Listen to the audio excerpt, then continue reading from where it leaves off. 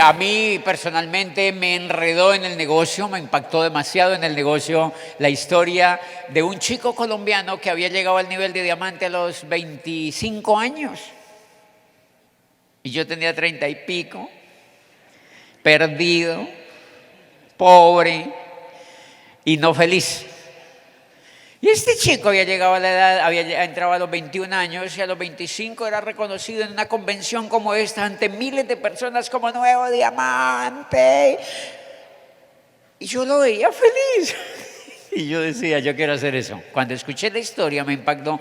Por eso para los nuevos y para todos a nosotros nos han impactado las historias, porque son las historias las que logran que el negocio se ponga a la par de nosotros y sobre todo lo que logra que advirtamos que es un negocio transparente, que es un negocio ético, que es un negocio para ti, que es un negocio para cualquier persona y que no tiene trampillas, ni tiene escondidites, ni cosas de esas. O sea que es una propuesta honesta y el que pone el trabajo pues llega donde quiere llegar. Y para todos ustedes que tienen historias lindas también, pues van a oír una historia que puede a ustedes ayudarles a darse cuenta de que el negocio es un vehículo tremendo para cumplir los sueños.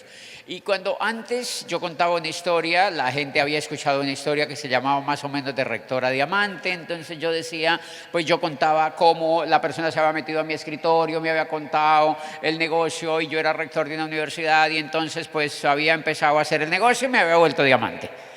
Entonces la gente decía, pues que él era rector. O sea, la gente lo seguía, tenía muchas posibilidades, tenía muchos amigos y no sé qué. Pero todo cambió cuando yo llegué a Embajador Corona, eso fue como el 2014. Cuando uno llega a Embajador Corona, manda un jet privado al país donde uno está y lo recogen, un Gulfstream chingón, gigante. Y te llevan a la sede mundial para, pues, como hacerte un reconocimiento con todo el staff a nivel mundial y es una cosa bien bonita, es como un protocolo que ellos tienen. Y bueno, cuando yo llegué ahí a Michigan, el día que llegamos hicieron como una rueda de prensa, habían como unas 400, 500 personas seguramente, del staff, visitantes de todo el mundo. Y en los pasillos, ustedes los que han ido a Michigan, a la sede mundial, que es una cosa espectacular. Y entonces en los pasillos que son de gigante, de ese muro, así todos los pasillos entrando a la corporación, habían videos con fotos y alusiones de la vida de uno. Entonces la gente que estaba de Japón, de China, de todo el mundo allí pasando, no sé qué, veían eso y era porque nosotros habíamos llegado a Michigan. Yo decía, increíble, qué compañía tan maravillosa, porque ya nos había pagado todo, nos había dado todo lo que habíamos esperado, pero seguían dándonos más, seguían reconociéndonos más. Y ese día en la rueda de prensa, una persona del corporativo, no sé qué, era como alguien de Europa, preguntó y dijo, señor Bodilla, usted ha llegado al nivel de Embajador Corona en un periodo de 10 años. Yo me gasté 10 años desde que entré hasta que llegué a Embajador Corona. ¡Nada! Eso no es nada. Entonces me dijeron, usted llegó en un periodo de 10 años y esa es la medida que gastan en Asia para llegar a ese nivel, pero usted es latino. Y yo lo sentí como un insulto. O sea, como decir un poquito más lentejo. Como diciéndome, pues es que los asiáticos son... Pero tú eres latino. Entonces yo le dije, la verdad no sabía en ese momento qué decirle y el cerebro me lanzó una idea de una y le dije, mira, para que tú entiendas por qué yo no llegué a Embajador Corona en 10 años, les voy a contar una pequeña historia y es la historia que les voy a contar esa noche. Les dije, yo no llegué a Embajador Corona en 10 años, sino que tengo 40 años de evolución para llegar donde he llegado. Y eso es lo lindo de este negocio. Eso es lo lindo. Porque la historia de uno no es la historia cuando lo auspician, es la historia de donde uno viene. Los valores que le inculcaron en la casa, las experiencias que vivió de niño, cómo soñó, cómo lo enseñaron a soñar, qué tipo de cosas aprendió con mamá y papá, con los amigos, con la escuela, qué tanto se retó, qué miedos asumió, y esos ahora le sirven o se los tiene que quitar. Entonces, cuando uno llega, hace como un inventario del negocio y algunas cosas le sirven, algunas otras cosas no. Y entonces, por eso cada historia es absolutamente personal. Pero a veces chicos se me acercan ahí a tarima y me dicen, me encanta su trayectoria y su historia, lo quería conocer, tengo 25 años y yo quiero llegar a diamante, pero quiero que tú me digas cuánto yo me demoraré en llegar a diamante. Le digo, yo no tengo ni idea. Porque no sé si su mamá lo dejó caer de la cama, o sea, yo no sé qué le pasó a usted cuando estaba chiquito, yo no conozco la historia de ese chico, yo no sé de dónde viene, qué sueña, qué quiere, entonces está muy relacionado con lo que cada uno siente y quiere, y por eso es bello, porque las personas llegan en el momento que pueden y en el momento que quieren, y no te tienes que comparar con nadie, es tu historia, es tu proceso, es tu propio proceso, y yo también viví pues mi propio proceso. Pues bien, entonces ese día les conté, les dije, mire, cuando yo tenía 7 años a mí me mandaron a la escuela, y es un dato que nunca olvido porque cuando yo voy a la escuela me di cuenta que los niños que iban a la escuela no eran todos, eran algunos, y yo pregunté a mi papá, le dije, ve, ¿por qué no van todos los niños? Fueron sino uno que otro, pero el resto no fueron. Me dijeron, no, es que los otros están muy chiquitos, ellos no pueden ir, y solamente de tu edad hacia arriba. Y yo, ok. Entonces yo dije, yo debería enseñarles a ellos lo que yo aprendí, porque a mí me habían enseñado que la M con la A decía ma, y que si ponías otro decía mamá. Y entonces yo dije, yo quisiera enseñarle eso a los que no fueron. Entonces me fui de casa en casa. Nosotros vivíamos en un caserío, no era un pueblo, era un pinche caserío con un polvadal enorme, no era pavimentada la carretera, era puro polvo, puro polvo. Los carros pasaban y nos tapaban de polvo. Y era una escuelita chiquitita, y habían unas 7, 8 casas así cerquitas. Yo fui donde esos niños, le dije a los papás que los dejaran ir a mi casa, y los llevé, puse unos banquitos allá afuera, en el zaguán de la casa, y los senté a todos, y yo era súper feliz enseñándole a esos niñitos la M con la A, ma, la M con la ma, y le preguntaba, si tú, la M y la A dice ma, y yo le preguntaba a Martica, ¿cómo dice él? Y me decía ma. Y yo, ¡ay, soy buen profesor! Yo sentía que era buen profesor, ¿me entiendes? Yo sentía que era buen profesor. Y claro, yo iba a la escuela, me enseñaban cosas y volvía y los reunía a las 5 de la tarde. Yo estudiaba, mi salón era por la mañana, yo los llevaba por la tarde, tipo 5 de la tarde, y les enseñaba. Era algo raro, yo sentía felicidad haciendo eso, como hoy siento felicidad estando aquí. ¿Sí se dan cuenta? Es raro, yo siento felicidad estando aquí. Y ese niño de 7 años, miren lo lindo, miren lo que es encarnar un sueño. Como yo sentía felicidad del estar ahí, el universo ya se estaba dando cuenta de lo que a mí me gustaba hacer. Miren lo que hago hoy en día. Por eso la vida te da los regalos que desde el corazón los pides. Te los da. Te da el propósito, te da el sentido, te lo da. Y para mí el negocio pues fue un vehículo perfecto, porque lo que nosotros hacemos realmente es enseñar, es hacer las cosas y luego enseñarlas.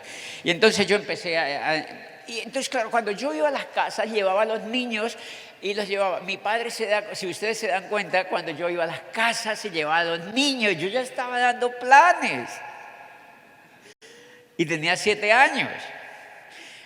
Ya estaba quitándome el miedo, ya iba donde una mamá y le decía, déjame llevar a tu hijo que lo quiero llevar a mi casa. ¿Ven? Es como decir hoy, yo quiero que tú vayas a una convención. Es lo mismo, pero ya grandes. Y entonces, mi papá, yo le digo a mi papá, cuando él se da cuenta que yo llevaba a los niños y le enseñaba, yo le dije a mi papá que me hiciera un tablero en cemento. Entonces él me hizo un tablero así en cemento, ahí sale en el video. Es el original. Es la casa, esa es la casita. Ahí sale en el video, todavía existe. Y mi padre me dijo que me dio un tablero y lo pintó de verde. Y yo me robaba tizas de la escuela, tizas de esas de cal, y yo las usaba ahí en el tablero, y el tablero me lo hicieron a la medida mía, y mi padre hizo ese tablero, todavía existe. Ese tablero se volvió famoso. Cuando yo califiqué embajador Corona, pues obviamente en toda mi trayectoria ese tablero se volvió famoso y había gente, yo no digo que miles de personas, no, pero había un poco de gente que preguntaban, ¿dónde es la casa? Eso es lejísimos. Agarraban un GPS y se iban y ¡fra! Llegaban allá. Y mi hermano vendió la casa, la compró otra persona y cobran la entrada. Desgraciados. Les cobran como $3 y entraban y la gente me mandaba fotos y se tomaban fotos con el tablero y llevaban a la gente, mira aquí como ungirse así con el tablero. Ese es el tablero donde José Bobadilla enseñaba. Así nacen todas las religiones. Algunas. Crearon un mito con eso. Crearon un mito con eso. Pues bien, en esa casita nosotros fuimos muy felices, no teníamos literalmente nada que excediera lo que era comer y dormir, pero yo tuve unos padres que nos dieron demasiado cariño, demasiado amor, demasiada... Mi madre me llevaba, como yo aprendí a leer demasiado rápido, entonces ella me llevaba a las misas, hablaba con el sacerdote y me ponía a leer la Biblia. Jodida mi mamá. O sea, me ponía a leer la Biblia, entonces el cura me llamaba y yo me ponía a leer la Biblia y yo era chiquitico y me ponía a leer la Biblia y la gente decía, chiquitico, me ponía a leer la Biblia. Y yo veía toda esa iglesia y yo decía, convención tan grande. ¿Me entiendes? Es un niño que está soñando, o sea, es algo increíble. Es algo increíble porque después... He dado convenciones de 14,000 personas, de 10,000 personas, y ese sueño lo anclo. Yo digo, increíble, increíble me parece ver ese grupo de personas pequeños que había en ese momento y eso, todo eso me aterra porque es como una película, es algo como una película y creo demasiado en los sueños porque eso hacía que yo en ese momento estuviera soñando, literalmente en ese momento estuviera soñando. Pues bien, yo tenía, y ese es el primer tema que les quiero contar. De chiquito pues ya había perdido mucho el miedo, mi madre me ponía a leer en público y todo eso eso ya era una ventaja porque miren que no era nacer en casa de ricos, no, era simplemente quitarme el miedo. Quitarme el miedo, al niño le habían quitado el miedo, o sea, no tenía tanto miedo, lo habían dejado y en la escuela la profesora se dio cuenta que yo leí muy rápido y entonces cuando hacían las clausuras de la escuela me ponían papeles en las obras de teatro al clausurar el año escolar. Entonces yo estaba chiquito y me ponían, yo parece que me aprendía todo de memoria, me aprendía rápido las cosas de memoria, entonces me ponían a hacer obras de teatro y en la clausura ponían 7, 8 obras de teatro y en todas me metían como actor. Eran muy abusivos.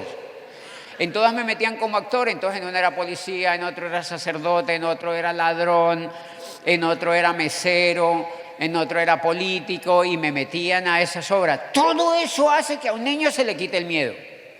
Todo eso hace que a un niño se le quite el miedo y era pues un niño ocupado, un niño que estaba ocupado, pues bien. Y la otra cosa que de niño yo sentí fue ganas de emprender. Yo sentí ganas de emprender. Entonces le dije a mi papá que sacara los muebles de la sala de la casa y a los 9 años monté una tienda. Esas tiendas que monta la gente en las casas, en los campos o en los pueblos. La tienda donde uno le vende cositas a los vecinos. Pues esa tienda era mía. Entonces los otros niños tenían que ir a trabajar en trabajos duros y cosas de esas.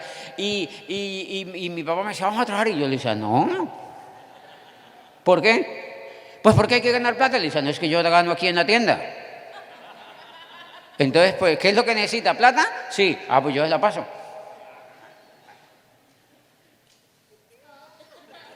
Entonces miren que no siempre hay que hacerle caso al papá. Depende. No siempre hay que hacerle caso al papá. Qué susto. Y entonces, a la edad de 14 años, mi mamá se murió. Y eso fue una cosa muy fuerte porque ella le dio una enfermedad cardiovascular y murió como a los 50 y pico de años, no, estaba joven realmente, y nosotros vimos todo ese proceso. Entonces cuando ella muere yo pierdo como cambió. Algo hicieron. Es el espíritu. Entonces cuando ella muere, yo quedo como, no tengo nada que hacer aquí, porque normalmente la mamá es algo fenomenal, o sea, la mamá es algo demasiado fenomenal. Entonces, cuando yo veo el entorno, yo digo, yo no tengo nada que hacer aquí. Entonces, nosotros éramos un tío que vivía como en la capital, como decir, en la capital, en la ciudad grande. Entonces, mi papá me había llevado a ese tío, o sea, como unos 2 meses me había llevado allí. Y cuando yo vi la ciudad, yo dije, no, eso está bonito, eso está bueno. Eso aquí no hay tanto polvo. Cuando mi mamá muere, yo tengo una idea, yo me voy a ir para la ciudad, para donde mi tío. Empaqué mis cosas una noche, llevaba a mi mamá como 2 meses de muerta, empaqué las cosas en un bolsito y le dije a mi papá, me voy. ¿Para dónde? Me voy para donde mi tío. ¿Hasta cuándo? Le dije, por siempre. Me voy. ¿Cómo así? Pero no sé qué. Me voy. Me subí en un bus y me fui. Llegué ante mi tío, hola, me dice, bueno, ¿y qué te has venido? Yo le dije, no, me vine a vivir aquí a Neiva. Me vine a vivir aquí. Se llamaba Neiva, la ciudad caliente. Y me dijo, ¿y hasta cuándo te vas a venir aquí? Yo le dije, por siempre. ¿Y dónde vas a vivir? Aquí en tu casa. Y era una casa chiquitica. Y él me dice, pero aquí no tienes dónde quedarte, yo no te puedo acomodar aquí. Era un poco de gente. Los nietos, sobrinos, 4 hijos y todos así. Y yo le dije, pues no tengo ni idea, pero me voy a quedar aquí. Yo no tengo otro sitio donde quedarme, yo me voy a quedar aquí. No, pero no tengo. Le dije, mire, debajo de las camas hay espacios desocupados, así sea debajo de una cama. Bueno, yo terminé quedándome ahí y a las 6 de la mañana me levanté y me fui para la calle y empecé a buscar trabajo. Yo tenía 14 años y era flaquito. O sea, yo no podía comer lentejas ni granos porque quedaba como un rosario. O sea, se me notaban por encima. Era muy, muy flaquito. Entonces, me voy a la calle y empiezo a buscar trabajo. ¿Hay algo para mí? Quiero trabajar aquí. No, no hay nada. Quiero trabajar aquí en panaderías, droguerías, salchicherías, panaderías, hoteles, moteles. Todo lo que ustedes se imaginen. ¿Hay algo para aquí? No, no hay nada. ¿Hay algo para aquí? No, no hay nada. Todo el día hay algo para aquí. Yo quiero trabajar aquí. ¿Tienes algo para hacer? Yo quiero trabajar aquí. No, no hay nada. Yo quiero trabajar aquí. No, no hay nada. Quiero trabajar aquí. No, no hay nada. Llegaba por la casa tardecísimo, cansado. Y mi tío me decía, ¿cómo te fue? Y yo, no, no hay nada. Al otro día, ¿hay algo para mí? No, no hay nada. ¿Algo para mí? No, no hay nada. ¿Hay algo para mí? No, no hay nada. Uy, ¿sabe qué entiendo? Que la gente se vence muy rápido. Entran a estos negocios, una oportunidad tan increíble. Y si yo estuve 15 días, pero eso no me funcionó. ¡Adiós! ¡Hello! ¿Sí me entiendes? Y yo me encuentro un montón de gente que ya estaba acá. Y me dice, yo estuve aquí en el siglo XVI, me auspiciaron. Y yo me rajé. ¿Y por qué? No, a mí no me funcionó. ¿Y cuántos planes diste? 4. Babosos, o sea, muy babosos, ¿me entiendes? O sea, nada que ver. Entonces, ¿hay algo para mí? No, no hay nada. ¿Hay algo para mí? No, no hay nada. Yo quiero trabajar aquí, no, no hay nada. No hay nada. No, no hay nada. 2 meses. 2 meses, pero nunca pasó por mi cerebro la posibilidad de volverme. Eso no pasaba por mi cerebro. No pasaba. Yo había decidido que iba a vivir ahí. Yo había decidido que iba a vivir ahí. Yo había decidido que iba a vivir ahí. Yo seguí saliendo, hay algo para mí, no hay nada, hay algo para mí, no hay nada. Cuando un día entré a un almacén así grandísimo, era de los más grandes que había en la ciudad, y a ese yo no había entrado porque yo entraba a cosas pues pequeñas, donde estaba el dueño por ahí, te paraban bolas, no sé qué. Y de pronto pasé por un almacén grandotote. Pasé ahí a la recepción y le dije a la chica, le dije, ve, yo quiero trabajar aquí, están en temporada, no sé qué, era como en diciembre, yo quiero trabajar aquí, ¿hay algo que se puede hacer? Y me dijo, no, aquí no hay nada, está lleno ya toda la gente, ya la contrataron, no hay nada. Yo le dije, ¿está el dueño? Yo no sé cómo se me ocurrió eso. Yo le dije, ¿está el dueño? Y me dijo, sí, está arriba. Y yo le dije, ¿dónde está arriba? Me dijo, al fondo de una escalera. Ella me dijo, al fondo de una escalera, yo estaba subiendo. Me subí y yo entré. Y abrí la puerta, la secretaria me dijo, ¿para dónde vas? Yo le dije, quiero hablar con el dueño. Me dijeron que aquí estaba y me dijo, ¿pero usted tiene cita con él? Le dije, no. Cuando ella me dijo, no, yo ya estaba allá. O sea, ya no me podía sacar. Entonces yo ya estaba allá y me dijo, mira, señor. Y el tipo como que le dijo, ¿qué? Le dijo, shut up. Le dije, no te preocupes, no me voy a sacar. Yo solamente le quiero contar algo. Me senté enfrente y era un tipo agradable. Era un señor que se veía que era rico y era agradable y se sonrió conmigo. Y yo le dije, no me voy a sacar, yo le voy a contar algo en 5 minutos. Y le conté, en 5 minutos le di el plan. En 5 minutos le conté que vivía en el pinche campo, que mi madre se había muerto y que me había ido y que llevaba 2 meses buscando qué hacer y que algo me decía que ese almacén me había chupado así y que algo me decía que yo tenía que trabajar allí. Yo le dije, la verdad, cuando me dijeron que usted estaba aquí, algo me dijo que yo tenía que trabajar aquí. Él se quedó viéndome y me dijo, ¿y cuántos años tienes? Y yo sentí que lo conmoví, pero no de lástima, sino que como que dijo, aquí hay gato encerrado. Entonces se quedó viéndome y me dijo, ¿cuántos años tienes? Yo le dije, 14.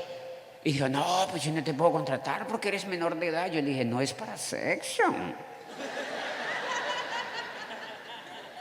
Es que yo lo que quiero es trabajar. Eso no tiene nada que ver, yo quiero trabajar. Donde yo vengo trabajamos desde los 8 años. Y me dijo, hagamos una cosa. Yo creo que en los 5 minutos fue impactante, por eso yo di el plan en 6 minutos. En 6 minutos. Si en 6 minutos la persona no se impacta. Y entonces yo sentí que él se impactó y me dijo, vamos a hacer una cosa. Me dijo, empieza siendo mensajero para que lleves cosas. Mi casa queda aquí como a 4 o 7 cuadras y tú llevas cosas a mi casa y miramos a ver cómo funciona. Dijo, ven mañana a las 8 y miramos a ver cómo funciona. O sea, como que él dijo, nah, probémoslo. Yo salí feliz, yo dije, wow, conseguí trabajo, increíble. Yo me subí a un bus y yo estaba así como cuando daba el plan, cuando comencé, voy a ser diamante, wow. O sea, estaba tremendamente vibrando de la felicidad y llegué a mi casa y le dije, tío, me dijo, ¿cómo le fue? Le dije, ya conseguí trabajo. Me dijo, ¿dónde? Y le dije el nombre de la empresa. ¿En serio? Me dijo, es una empresa grandotota. ¿Y cuál es el puesto? Le dije, gerente de comunicaciones.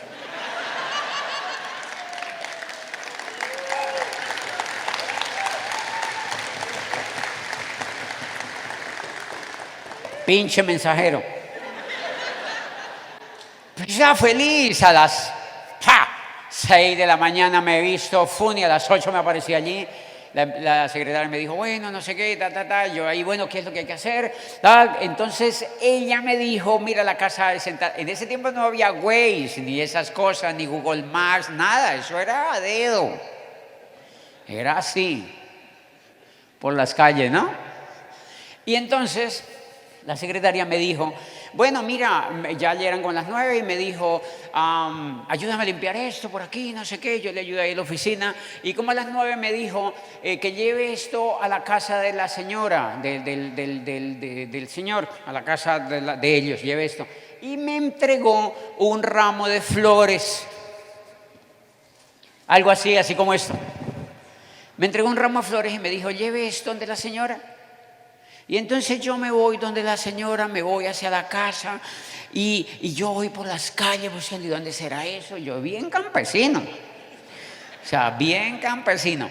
Y entonces busco, cuando no, que en la tercera me perdí un poquito, y cuando llegué a la casa, cuando entro, una casa grandotota, y yo, miércoles, qué casa tan grande, unos cuadros inmensos, a la entrada una sala gigante, y yo era, oh, qué grande. Y claro, yo había nacido en una casita chiquitica y mi casa no era de cemento, era hecha de caca de vaca, revuelta con barro, y así eran las paredes, como hacen los hornos en el campo para que dé calor. O sea que mi casa literalmente era una casa de... Entonces, cuando veo yo esa casa, yo, wow, increíble esa casa tan grande. La gente tiene casas más grandes. O sea, eso es grandote. Entonces entro y voy hacia un patio y la señora estaba allá sentada. Pregunté, había una empleada, yo le dije, me dijo, sí, la señora estaba al fondo. Y era una señora grande, una señora grandotota, alta, generosa, grande, unos 40 años, estaba así sentada. Y yo llegué con el ramo y le dije, señora, buenos días, no sé qué, mira, es que le envían esto, su esposo le envía esto, le mandaba flores. El esposo le mandaba flores. Después me di cuenta que era muy infiel.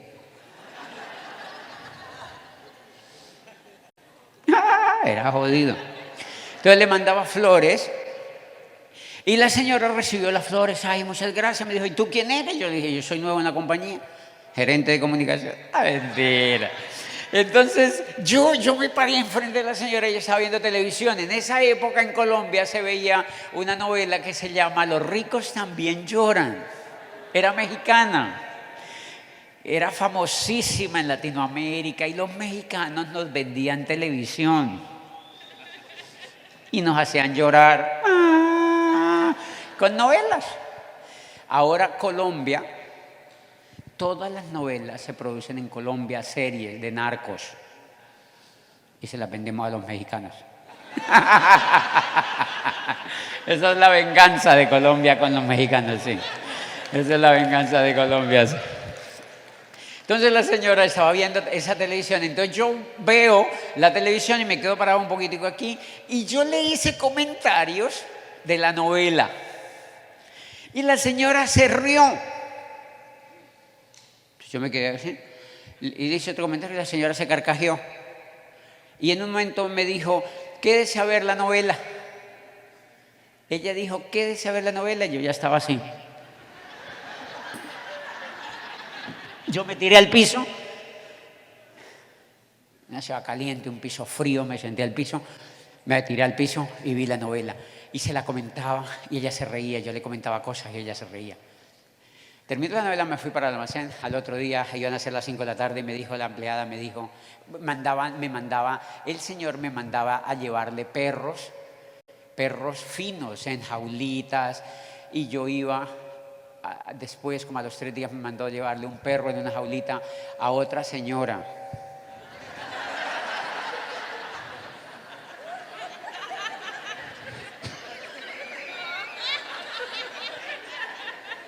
Y cuando yo llegué con el perro, yo llegué allá y yo dije, uy, pero esta no es la misma.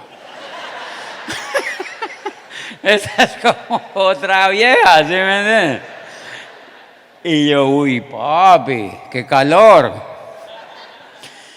Y yo sentí que yo ya estaba metido en un problema. Claro. Eso nunca lo he contado, eso es peligrosísimo. Y entonces, Como a las 5 de la tarde, en esa semana, me dice la empleada que me había presentado, que me ha dicho que la misma empleada me dice, que vaya a la casa, que vaya a la casa. Y hay que llevar algo. Me dijo, no, que la señora te llama, que vaya. ¿Qué? Sí, señora, me llamaba. Y me dijo, sí, es para que veas la novela. Uy, qué rico. Le causaba una dependencia. Y entonces me quedé viendo la novela y me dijo, mañana venga a la misma hora. Y seguí yendo a las 5 de la tarde a ver la novela. Llevaba más o menos una semana yendo, 10 días, póngale usted, y me dijo, ¿usted dónde vive? Y ya me preguntaba cositas y yo no sé qué. Ojo, ella le gustaba que yo la hiciera reír. Y es increíble, cuando yo voy a auspiciar a alguien, antes de auspiciarlo, lo hago reír.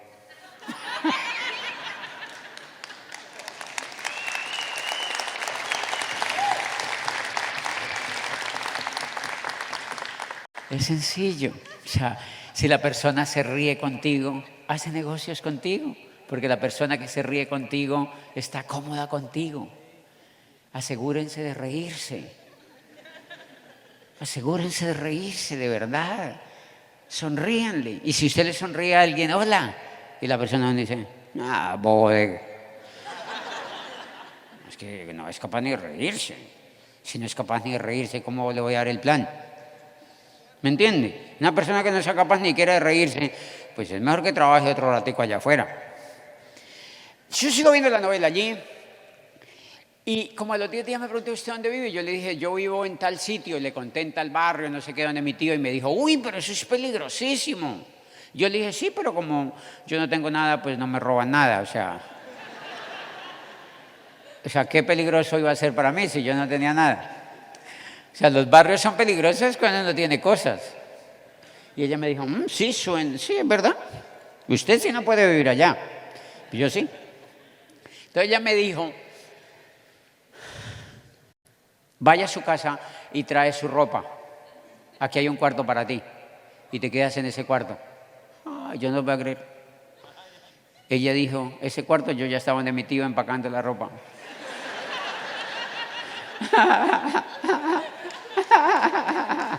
Yo ya estaba donde mi tío empacando la ropa, le dije, ¿y para dónde va? Le dije, no, tengo otros, no sé, después le cuento.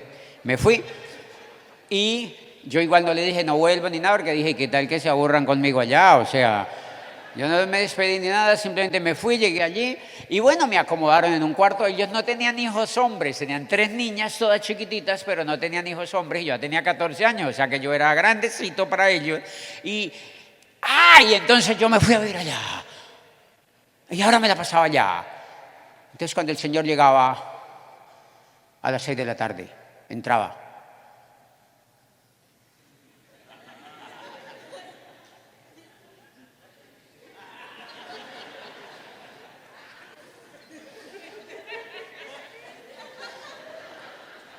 Pero no me decía nada. Y era raro para mí, porque yo decía, ¿cómo le explico que todo esto ocurrió? Yo no sabía qué decirle al Señor. Él me había contratado, era el dueño de la empresa, pero yo estaba metido ahora en su casa, viviendo allá. Y él llegaba y me veía, yo creo que él decía, ¿por qué envié el pinche perro con este? ¡Qué susto! Y yo en el fondo decía, tranquilo que yo soy una tumba. No. Era incomodísimo. Entonces la señora me dice, después me di cuenta que la señora era rica. Ella no le dijo, me lo voy a traer a vivir acá. No. Ella me fue acomodando en un cuarto, como que no le dijo nada. Y cuando, como que él le preguntó, yo creo que ni siquiera le preguntó, porque él lo dio por hecho. Después me di cuenta que la señora era brava, porque era rica. Tenía más plata que él. Tenía una chequerísima. Tenía almacenes de todo tipo, tenía pizzerías, tenía restaurantes y tenía plata y cambiaba el carro cuando le daba la gana y le hacía al marido ¡ti! Entonces, el marido también tenía plata y ella también tenía plata, como debe ser. Mujeres, háganse diamantes. Háganse diamantes, háganse diamantes. Háganse diamantes. Y claro, por eso ella no le daba susto el haberme metido ahí. Bueno, allí inicia la segunda etapa más increíble que sentó las bases para que yo tuviera futuro hoy en día. Por eso yo amo esa familia, soy amigo de esa familia todavía. Esto creó una historia fascinante, fascinante, fascinante, porque empiezo yo y yo llevaba a las niñas al colegio, las niñas chiquiticas las llevaba al colegio, les ilustraba los zapatos. Yo las cuidaba, las llevaba y las traía todos los días, estudiaban en un colegio de monjas y en las noches yo descubrí que ellos tenían la casa era muy grande, ellos tenían una biblioteca con puertas así de robles, alfombra roja y llena de libros. Y yo, y nadie se metía ahí, entonces yo abrí la biblioteca de noche, me metí, ellos se fueron de vacaciones a Hawái. Me dijeron, José, nosotros nos vamos para Hawái de vacaciones, tú te quedas aquí cuidando la casa. Todo queda a tu cuidado, tienes que no dejar todo el mundo. Ellos sabían que yo era responsable, me quedé ahí. Entonces en las noches yo abría la biblioteca y me metía y empezaba a sacar libros. Y empezaba a sacar libros y empecé a leer la Revolución Francesa, la Revolución Rusa, la Revolución Americana, el descubrimiento, la independencia de este país, cómo fundaron este país, cómo este país se había vuelto la primera democracia del mundo después de los griegos. Los Estados Unidos, es la primera democracia que hubo en el planeta después de los griegos. O sea, después de 4000 años de los griegos, los americanos dijeron, vamos a crear un país democrático basado en principios de libertad, o sea, en principios liberales, donde el ser humano sea libre para que cumpla sus sueños. Y pusieron en la cabeza de la Constitución que uno de los derechos que tenían los americanos eran el derecho a la felicidad. Qué gran país es este donde ustedes viven. Por eso todos lo buscan, por eso todos lo buscan, por eso todos lo buscan, porque este país sentó las bases de que fuera una tierra para que todos los seres humanos cumplieran los sueños. Por eso todas las culturas del mundo viven aquí y saltan los muros y se meten por los ríos y se suben por donde sea para poder llegar acá. Eso no ocurre en muchos países de la tierra. Es porque los Estados Unidos es un imán impresionante de principios y valores que atrae al mundo. Es una tierra maravillosa. Yo los felicito, pues de verdad, por vivir aquí, porque es una tierra maravillosa para cumplir pues los sueños. Entonces yo me leí todo eso y de pronto agarro un libro del doctor Dyer, decía, la mayoría de la gente quiere tener éxito en la vida, pero la mayoría de la gente no lo obtiene y la gran razón que eso se da es porque la gran mayoría de la gente vive buscando la aprobación de los demás. La gente no cumple sus sueños porque le da susto tener ideas originales y le asusta lo que piensen los demás. Y decía, si usted quiere tener éxito en la vida, jamás busque la aprobación de los demás. 14 años. Y yo, o sea que voy por buen camino. Porque yo no le pedí permiso a mi papá para venirme acá. Y mire ya dónde estoy metido. Yo estaba en un entorno de ricos, los dueños eran ricos. Y yo los veía cómo cambiaban de carros, cómo cambiaban de ropa, cómo cambiaban de casas, cómo cambiaban de cosas, cómo cambiaban de todo. Y yo, eso me impactó. Cómo tenían abundancia, cómo comían... Sí, cómo comían cosas ricas, ¿me entienden? Cómo comían cosas caras y cómo eran abundantes. Y a mí no me prohibían nada, ¿no? Yo abría las neveras, sacaba cosas, jugos, frutas, peces y miel.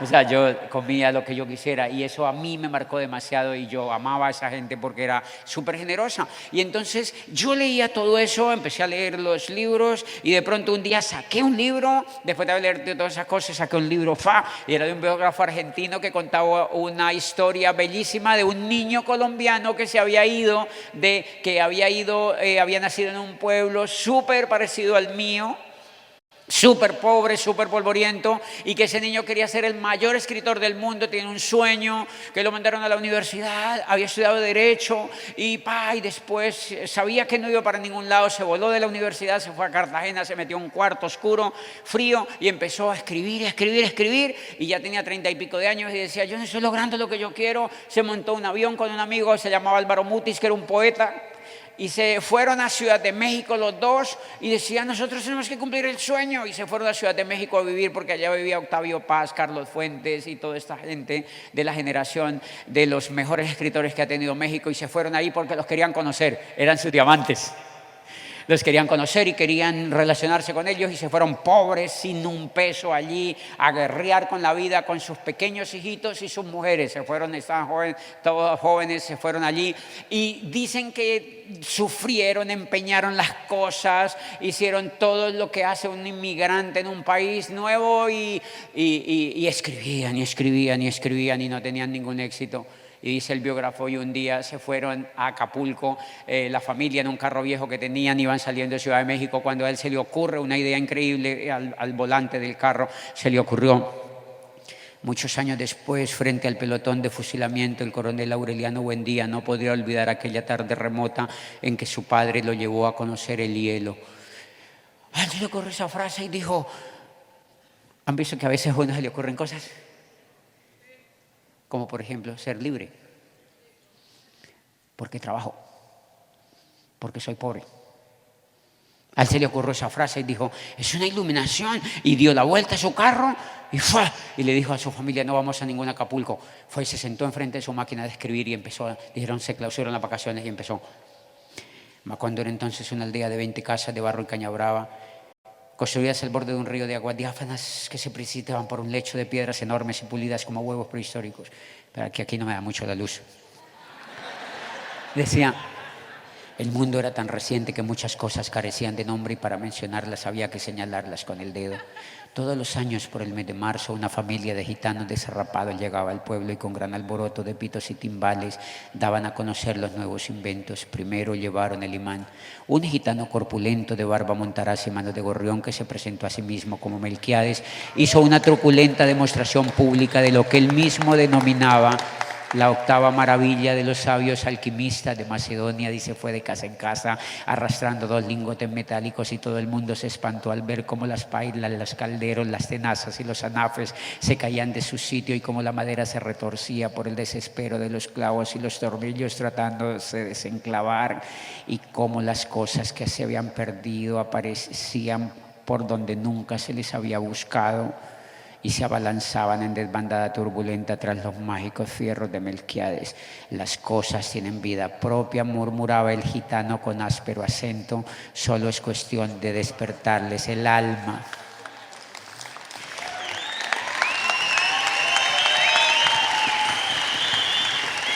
Y ese joven, ese inmigrante, ese niño que había soñado eso, de tanto perseverar y de tanto soñar y de tanto desear y de tanto pedir y de tanto hacer y de tanto aprender, ¡fa!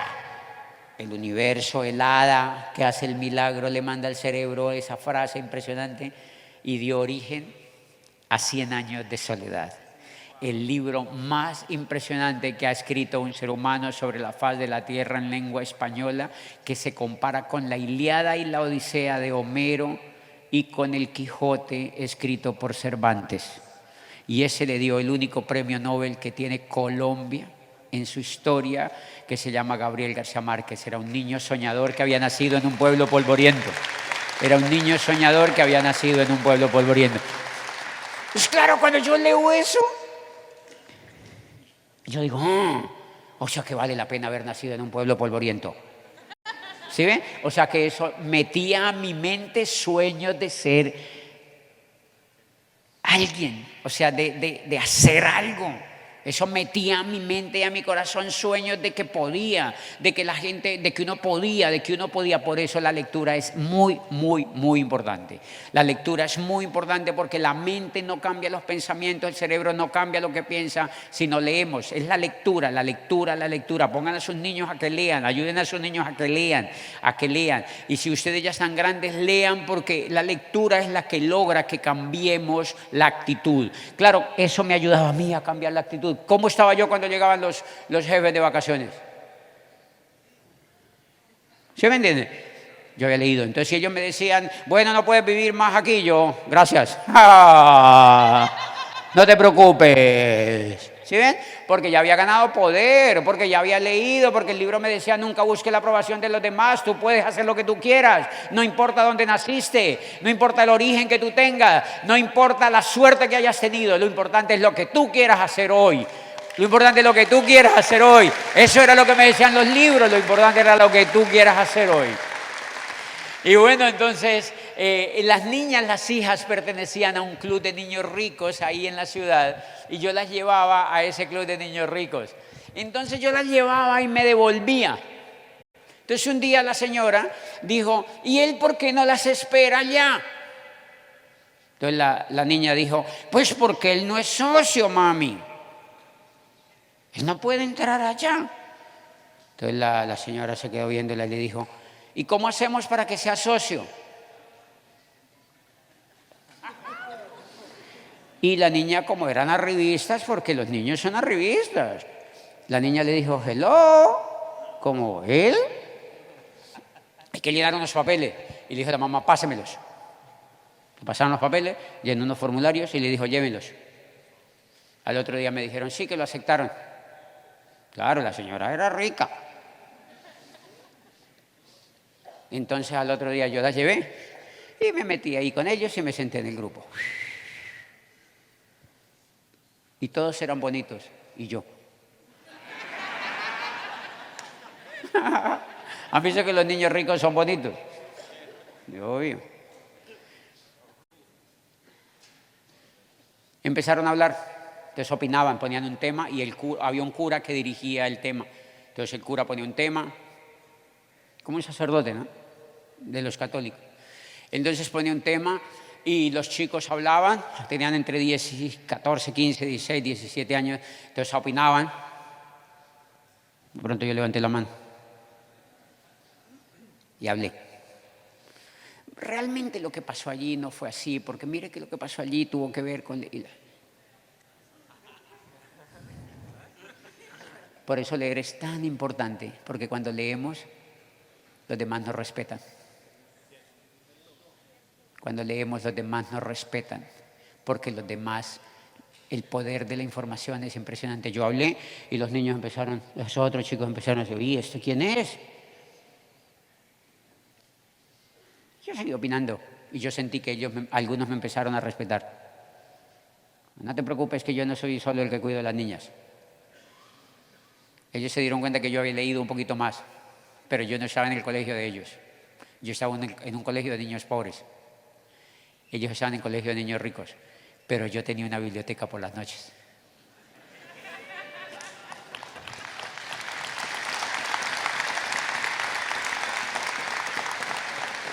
Y lo lindo es que cada año elegían el presidente de eso, y llegó el año, ya llevamos como un año ahí, yo me volví ya conocido ahí en el grupo, entonces ya tenía muchos amigos y ya iban a mi casa a preguntar, ¿está José? Y la mamá decía, ¿y por qué le preguntan a él? Porque son amigos, mami, son del club.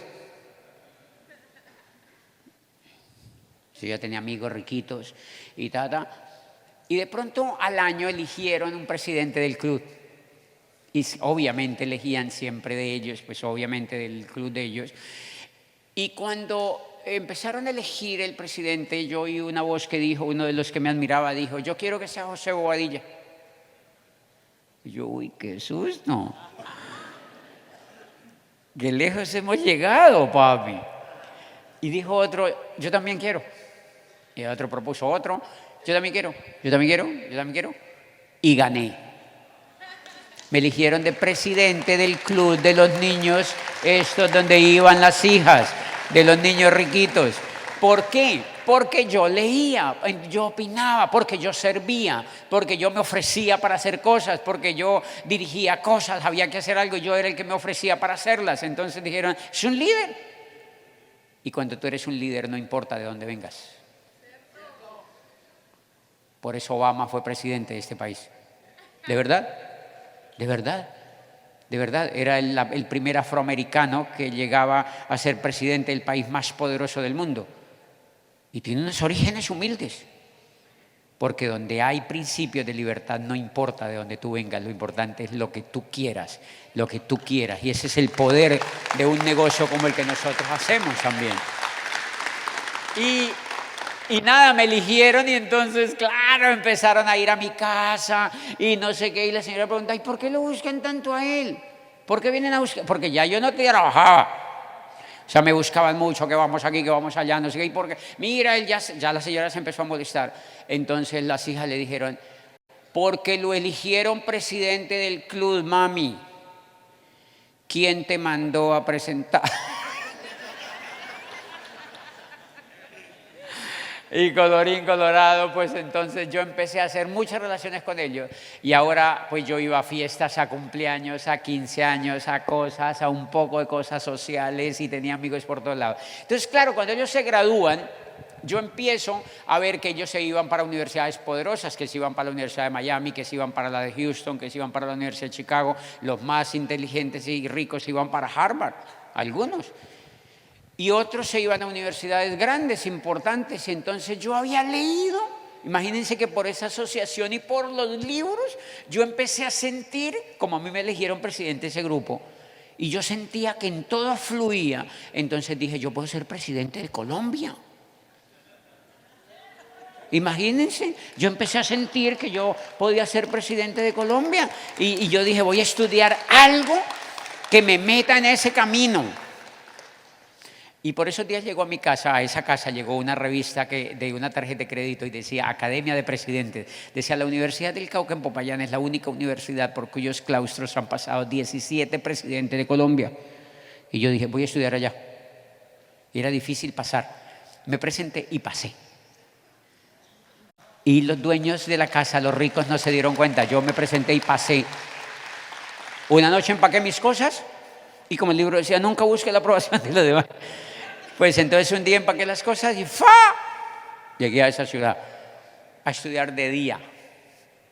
Y ellos me decían que por qué no estudiaba de noche y que estudiara administración de empresas para que administrara las empresas de ellos y que no sé qué. Yo les decía, pero si no hay profesores exitosos de día, mucho menos de noche. O sea, ¿yo cómo voy a poner a estudiar de noche? Me fui a esa universidad a estudiar de día, estudiaba de 7 de la mañana a 1 de la tarde.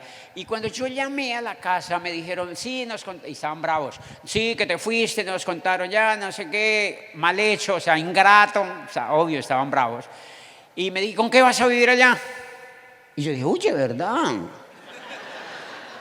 Yo no me había puesto a hacer cuentas, quién iba a pagar el lavado de la ropa, dónde iba a vivir, con qué iba a vivir, con qué iba a comer, con qué iba a pagar la universidad. Pues es increíble, nunca me faltó nada. Nunca me faltó nada, porque yo estudiaba por la mañana y trabajaba por la tarde. Estudiaba por la mañana y trabajaba por la tarde y empecé a ganar plata. Y yo mismo pagaba todo y nunca me faltó nada. Y después me di cuenta, después leí que los cucarrones, que son esos abejorros que se comen las hojas de los árboles, que son unos cuerpos grandes con unas alitas chiquiticas, no sé cómo se llamarán en sus países, se llaman abejorros, con unos... Sí, ustedes deben saber. Son unos insectos grandes que tienen las alas chiquiticas.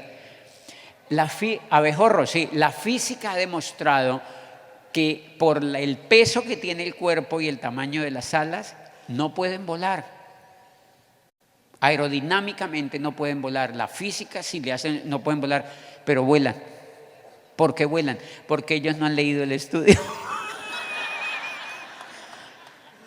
Ellos no han ido a la facultad. Entonces, como han ido a la facultad, no conocen el estudio, entonces por eso vuelan. ¿Sí ven? O sea, que uno no cumple los sueños es porque tiene mala información. Uno no cumple los sueños es porque le han metido miedos en la cabeza. Es sino quitarse los miedos. Y eso lo quitan los libros, es sino que meterse información a la cabeza, sino quitarse los miedos, y eso es lo que cambia todo. Y nada, yo estudié Derecho y Ciencias Políticas, me metí a la universidad, seguí leyendo, me metí a la biblioteca, seguí leyendo. Cuando yo termino, yo creé un movimiento universitario donde yo lo que leía reunía jóvenes y les contaba lo que yo leía. Entonces yo hacía este tipo de cosas, y yo les hablaba de Shakespeare, y les decía, mira, me leí un libro anoche de Shakespeare, pero así como amigos, un libro increíble de Shakespeare, donde un personaje que se llama Hermia, que estaba enamorada de Demetrio, no la querían dejar casar con ella, con Demetrio. Entonces se va donde Teseo, el dios de Atenas, y le dice, Teseo, no me quieren dejar casar con Demetrio, yo estoy enamorada de él, me quieren hacer casar con otro baboso, ¿qué hago? Entonces dicen que Teseo le dice, cásate con Demetrio, pues para esta tierra más vale la rosa arrancada del tallo, a la que marchitándose sobre la espina virgen crece, vive y muere solitaria y triste. Entonces los estudiantes decían, quiero leerme ese libro. Entonces yo promovía los libros. Y yo leía cosas, entonces decía, mire, Borges era un argentino que era un escritor famosísimo, Jorge Luis Borges, y el sueño de Borges era ser director de la Biblioteca Nacional de Buenos Aires, pero justo cuando lo nombran, justo por eso, esa época cuando lo nombran, quedó ciego del porrazo, y él leía en finlandés, en inglés, leía en francés, leía en ruso, leía en alemán, era políglota, quedó ciego. Entonces los amigos le iban a leer libros para que él siguiera escuchando los libros, y los amigos le decían como increíble que hayas quedado ciego, ¿no?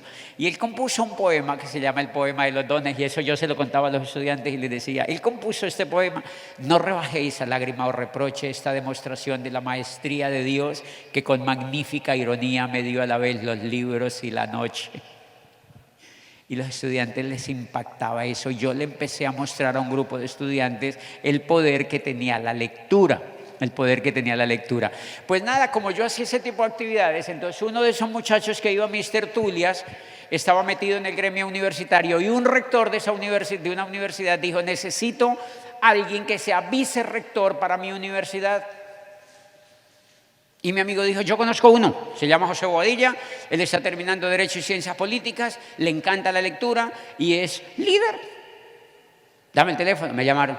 Yo no quería trabajar porque en algún libro yo había leído que el trabajo era la evolución de la esclavitud.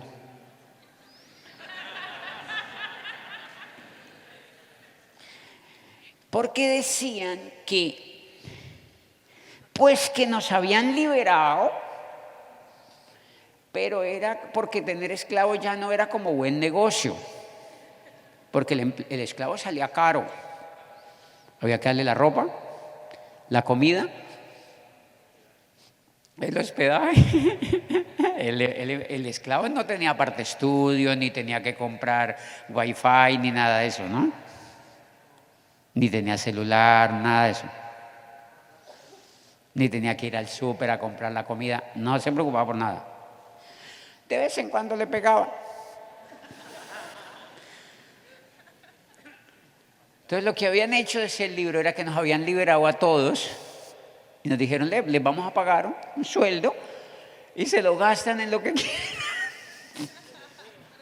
Pero en las empresas de nosotros. Entonces los ricos crean empresas, contratan a la gente, la liberan para que ellos se gasten la plata en las empresas de ellos.